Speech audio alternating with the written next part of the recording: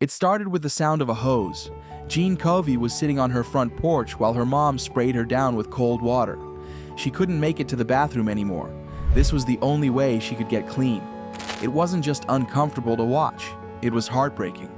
That one scene told viewers everything they needed to know. This episode was going to be rough. My 600-pound life has shown a lot of tough situations over the years. Viewers have seen people stuck in bed, eating themselves into worse health, and struggling to turn their lives around. But Jeanne's story was different. It wasn't just about her weight. It was about how bad things had gotten around her too. Her home, her family, her mental state. And about being molested. For both of them, she said, "Why didn't I tell her sooner?" And my answer was, because I was scared that she wouldn't believe me. Her episode didn't have a big success story or a hopeful ending. Instead, it gave a real and disturbing look at what happens when everything falls apart. The hygiene, the sadness, and the chaos made it one of the most talked about and hardest to watch episodes in the entire series. Just a quick note, I'm building this channel toward 1,000 subs. If you want to be part of that journey, hit subscribe. Before Jeanne ever appeared on My 600-Pound Life, her situation was already serious. She was living in a small town in Oklahoma, mostly confined to her bed or a recliner, and she relied heavily on her parents to help her with basic things like getting up, eating, and cleaning herself. Jeanne had been overweight since she was a child, but over the years, things had gotten worse. By the time the show found her, she weighed over 600 pounds and could barely walk. Jeanne lived with her parents, and while they cared about her deeply, their home was far from a healthy environment. Her mom was her full-time caregiver, and her dad often tried to keep the peace in the house. But the family dynamics were stressful. There were animals everywhere, dogs, cats, and the house was messy and cluttered.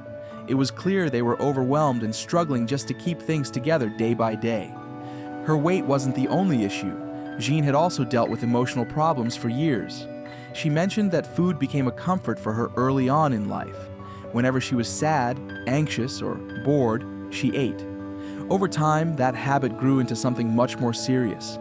It became a cycle she couldn't break. The more she ate, the worse she felt. And the worse she felt, the more she ate. One thing that stood out early in the episode was how isolated Jeanne had become. She didn't have a social life. She didn't go out. She barely even left her room. Her world had shrunk to the few rooms inside her house and whatever interactions she had with her parents. That kind of isolation only made her depression and eating habits worse. Jeanne knew she needed help. She wanted to see Dr. Nasruddin in Houston and start the process of changing her life. But even getting to that first appointment seemed like a huge challenge. From the very beginning, viewers could tell this wasn't going to be a typical weight loss journey. What really made Jeanne Covey's episode stand out, and why so many people called it the most disgusting one, was the state of her living conditions. Viewers were shocked from the moment cameras entered her home. The inside of the house was dark, cluttered, and filled with animals. Dogs barked in the background. Cat litter sat out in the open. The mess wasn't just in one room, it was everywhere. Trash, old food containers, and animal waste made it clear that keeping the house clean wasn't a priority anymore. It looked like a place where people had simply given up. Then there was Jeanne's personal hygiene. Because she couldn't fit in the bathtub or shower anymore, and her legs hurt too much to stand for long, she hadn't properly bathed in months. The only way she could get clean was by sitting on the porch and having her mother hose her down like a car. It was humiliating and sad to watch, and even more disturbing when you realize this was their normal routine. The scene with the hose is probably what stuck with most viewers. It wasn't staged or dramatized, it was just raw, uncomfortable reality. Jeanne's mom tried to be gentle, but there was no dignity in the process. I took her to nutritionists, dietitians, but none of that helped. She kept gaining the weight. Jeanne sat there, wet and quiet, while flies buzzed around. It felt like something out of a documentary about poverty and neglect. In one part of the episode, Jeanne's mom explained that she did the best she could. She said they didn't have the resources to hire help, and Jeanne was too heavy to move around much. Still, it was clear they were overwhelmed and didn't know how to handle the situation. They had gotten used to living like that, even though it wasn't healthy or safe. The living room Jeanne spent most of her time in had stains on the carpet, piles of stuff stacked against the walls, and no signs of any kind of regular cleaning. With her limited mobility, she stayed in one spot most of the day, often eating while lying down or watching TV. The way she described it, days blended together. There wasn't much to look forward to. She was stuck in her body and stuck in her environment. For many people watching, the hygiene issues were the hardest part. It wasn't just about being overweight, it was about what happens when someone is physically and emotionally stuck, and everyone around them is too exhausted or too unsure to do anything about it. Jeanne Covey wasn't just struggling with her weight, she was dealing with serious medical issues that were putting her life at risk. Carrying over 600 pounds made it hard for her to move, breathe, or even sleep. She had constant pain in her legs and back. Simple things like standing up or walking to the bathroom felt impossible. She spent most of her time in a recliner, and even getting out of it took help from her mom. Doctors warned her that if she didn't lose weight soon, she could die. But the physical problems were just one part of the story. Jeanne was also dealing with emotional pain that ran deep. Like many people who appear on My 600-Pound Life, she had used food to cope with her feelings for years. She talked about being depressed, feeling hopeless, and not really seeing a future for herself. Eating gave her comfort, even when she knew it was making her worse. That cycle, feeling bad, eating for comfort, and then feeling worse, was something she couldn't seem to break. Then came a turning point in her story that no one expected. Her father died during the filming of the episode. He had been one of her main sources of support, even if he didn't always know what to do. His sudden passing was a massive shock to the family, especially to Jeanne. She was already struggling just to survive day to day, and now she had to deal with grief on top of everything else. At the same time, her mother, who was her full-time caregiver, was also dealing with serious health problems. She had her own medical issues and was clearly running on empty. The stress of taking care of Jen while also trying to manage her own health started to take a toll. At one point in the episode, Jan said she felt like a burden, and it was clear that guilt was adding to her emotional pain. All of this made it almost impossible for Jeanne to focus on her weight loss journey. She wanted to see Dr.